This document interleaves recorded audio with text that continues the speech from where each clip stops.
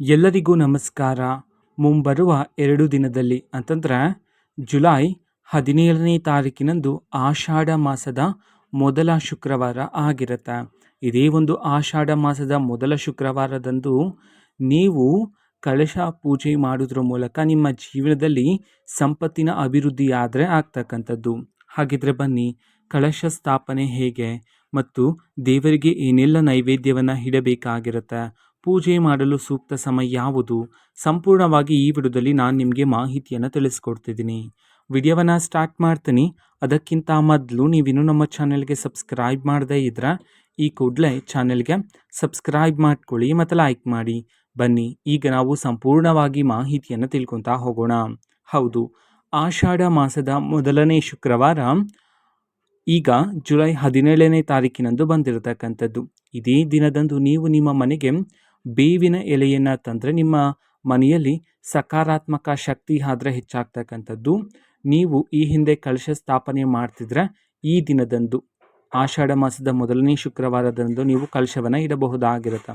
ಅಥವಾ ನೀವು ಕಳಶ ಸ್ಥಾಪನೆ ಮಾಡ್ತಿಲ್ಲ ಅಂತಂದರೆ ಚಿಕ್ಕದಾಗಿ ನೀವು ಕಳಶ ಸ್ಥಾಪನೆಯನ್ನು ಮಾಡಿದ್ರೂ ಸಹ ನಿಮ್ಮ ಜೀವನದಲ್ಲಿ ಭಾರಿ ಸಕಾರಾತ್ಮಕ ಬದಲಾವಣೆಯ ಜೊತೆಗೆ ಮನೆಯಲ್ಲಿ ಸಂಪತ್ತಿನ ಅಭಿವೃದ್ಧಿ ಆದರೆ ಆಗ್ತಕ್ಕಂಥದ್ದು.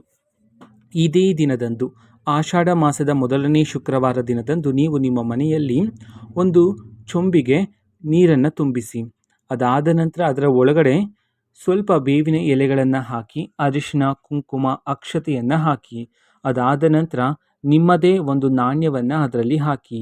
ಅದಾದ ನಂತರ ಒಂದು ನಿಂಬೆ ಹಣ್ಣನ್ನು ಹಾಕಿ ಕಳಶಕ್ಕೆ ಒಂದು ಸುತ್ತು ಅರಿಶಿನ ದಾರವನ್ನು ನೀವು ಕಟ್ಟಬೇಕಾಗಿರುತ್ತೆ.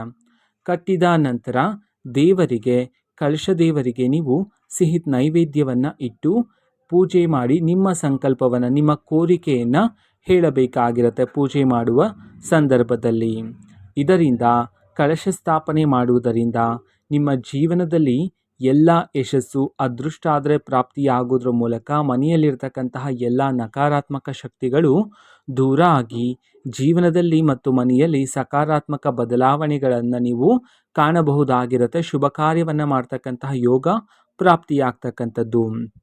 ಅದೇ ರೀತಿ ಇದೇ ಆಷಾಢ ಮಾಸದ ಶುಕ್ರವಾರ ದಿನದಂದು ಮೊಸರನ್ನು, ಅದರ ಜೊತೆಗೆ ಸಿಹಿ ತಿಂಡಿಯನ್ನು ನೀವು ಮಾಡಿ ದೇವರಿಗೆ ನೈವೇದ್ಯವನ್ನಾಗಿ ನೀಡುವುದರ ಮೂಲಕ ಹೆಚ್ಚಿನ ಫಲಗಳನ್ನಾದರೆ ನೀವು ಈ ದಿನ ಸಿದ್ಧಿ ಮಾಡಿಕೊಳ್ಳಬಹುದಾಗಿರುತ್ತೆ.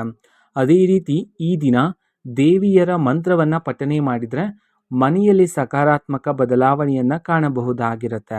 ಇದೇ ಆಷಾಢ ಮಾಸದ ಮೊದಲ ಶುಕ್ರವಾರ ದಿನದಂದು ಪೂಜೆ ಮಾಡಲು, ಕಳಶ ಸ್ಥಾಪನೆ ಮಾಡಲು ಸೂಕ್ತವಾದ ಸಮಯ ಯಾವುದು ಅಂತ ನಾವು ನೋಡೋದಾದ್ರೆ, ಸಮಯ ಬೆಳಗ್ಗೆ 4:30ರಿಂದ 5:30ರವರೆಗೂ, ಅದೇ ರೀತಿ ಬೆಳಗ್ಗೆ 6 ಗಂಟೆಯಿಂದ 7 ಗಂಟೆವರೆಗೂ, ಅದೇ ರೀತಿ ಬೆಳಗ್ಗೆ 9 ಗಂಟೆಯಿಂದ 10 ಗಂಟೆ 20 ನಿಮಿಷದವರೆಗೂ ಸಹ ಒಳ್ಳೆಯ ಸಮಯ ಆದರೆ ಇರ್ತಕ್ಕಂಥದ್ದು ನೀವು ಕಳಶ ಸ್ಥಾಪನೆ ಮಾಡಿ ಪೂಜೆ ಮಾಡಲು.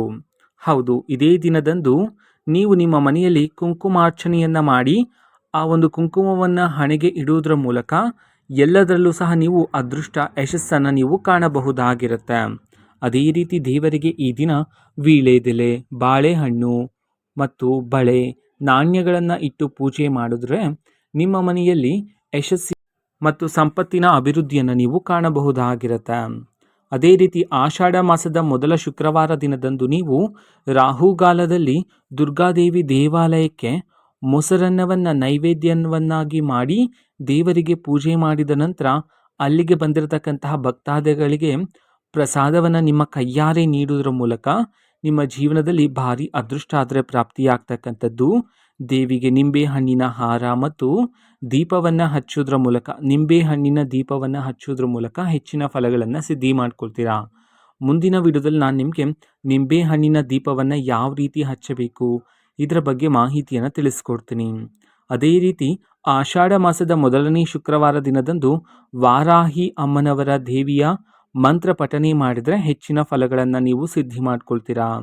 ಒಂದೇ ಒಂದು ತಾವರೆ ಪುಷ್ಪವನ್ನು ಅರ್ಪಿಸಿ ಲಕ್ಷ್ಮೀ ದೇವರ ಆರಾಧನೆಯನ್ನು ಮಾಡಿದರೆ ನಿಮ್ಮ ಜೀವನದಲ್ಲಿರ್ತಕ್ಕಂತಹ ಎಲ್ಲ ಕಷ್ಟಗಳು ಸಹ ದೂರ ಆಗಿ ಎಲ್ಲದರಲ್ಲೂ ನೀವು ಅದೃಷ್ಟವನ್ನು ಪ್ರಾಪ್ತಿ ಮಾಡಿಕೊಳ್ಳಬಹುದಾಗಿರುತ್ತೆ.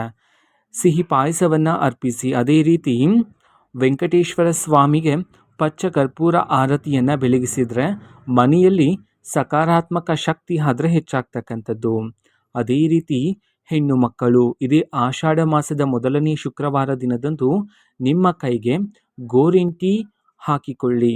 ಹೌದು, ಮೆಹಂದಿ ಸೊಪ್ಪು ಅಂತ ಹೇಳಿ ಇರುತ್ತಲ್ಲ, ಅದನ್ನು ನಿಮ್ಮ ಕೈಯಾರೆ ಕಿತ್ಕೊಂಡು ಬಂದು ಅದನ್ನು ಚೆನ್ನಾಗಿ ಅರೆದು ಸ್ವಲ್ಪ ಅರಿಶಿಣವನ್ನು ಬೆರೆಸಿ ನಿಮ್ಮ ಕೈಗೆ ಹಾಕಿಕೊಂಡ್ರೆ ನಿಮ್ಮ ದೇಹದ ಶಕ್ತಿ ಎಲ್ಲ ಹೆಚ್ಚಾಗ್ತಕ್ಕಂಥದ್ದು. ಅದೇ ರೀತಿ ನಿಮಗೆ ಒಳಿತು ಪ್ರಾಪ್ತಿಯಾಗ್ತಕ್ಕಂಥದ್ದು, ಅದೃಷ್ಟ ಆದರೆ ಪ್ರಾಪ್ತಿಯಾಗ್ತಕ್ಕಂಥದ್ದು. ಕಲಶ ಸ್ಥಾಪನೆ ಶುಕ್ರವಾರ ಮಾಡಿದ ನಂತರ ಮರುದಿನ ಬೆಳಗ್ಗೆ ನೀವು ವಿಸರ್ಜನೆಯನ್ನು ಮಾಡಬಹುದಾಗಿರುತ್ತೆ. ಕಲಶದಲ್ಲಿರ್ತಕ್ಕಂತಹ ನಿಂಬೆಹಣ್ಣು, ನೀರು ಮತ್ತು ಎಲೆಯನ್ನೆಲ್ಲ ಮರದ ಬುಡಕ್ಕೆ ಅರ್ಪಿಸಿ. ಕಲಶದಲ್ಲಿರ್ತ ನಾಣ್ಯವನ್ನು ದೇವರ ಬಳಿ ಇಡಿ. ಅದೇ ರೀತಿ ಈ ದಿನ ಶುಕ್ರವಾರ ದಿನದಂದು ಕಲಶ ಸ್ಥಾಪನೆ ಮಾಡಿದ ನಂತರ ಮನೆಯಲ್ಲಿ ಸಾಂಬ್ರಾಣಿ ಧೂಪವನ್ನು ಹಾಕಿ.